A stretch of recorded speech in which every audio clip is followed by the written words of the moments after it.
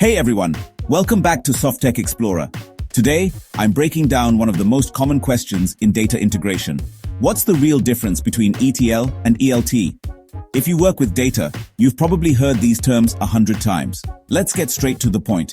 First up, ETL, that stands for extract, transform, load.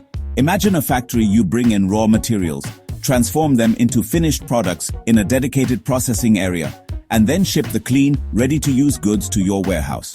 In ETL, data is first extracted from your source system's databases, applications, files, whatever. Then it's transformed, which means cleaning, validating, aggregating, and even masking sensitive data all in a staging area, outside your main data warehouse. Only once it's polished and compliant does it get loaded into the warehouse for analysis. Why use ETL? Well, you get high data quality and compliance right from the start. Since everything is cleaned before it's stored, you know your warehouse is packed only with good, reliable data. Query performance is great, analysis is predictable, and thanks to decades of use, the tools and best practices are mature. For smaller, structured datasets and industries like healthcare or finance, ETL is often the best fit. But ETL's not perfect.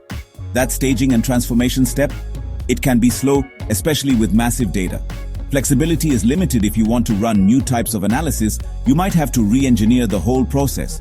And scaling up for big, messy or unstructured data, that gets tricky and expensive.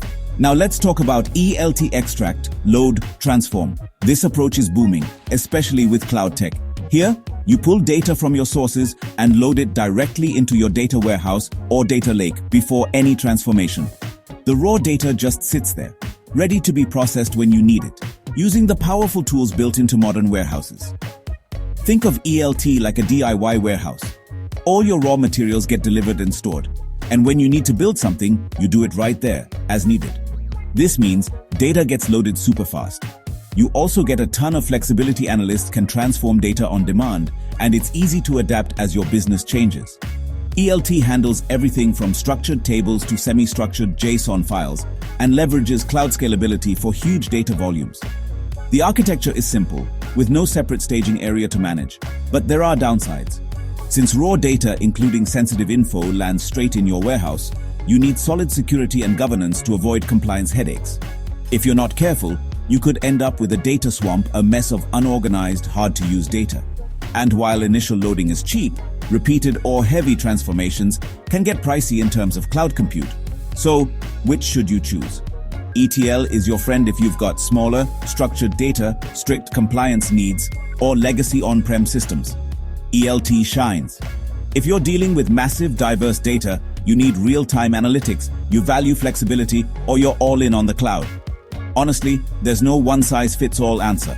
Many organizations use a mix or transition from ETL to ELT as their needs evolve.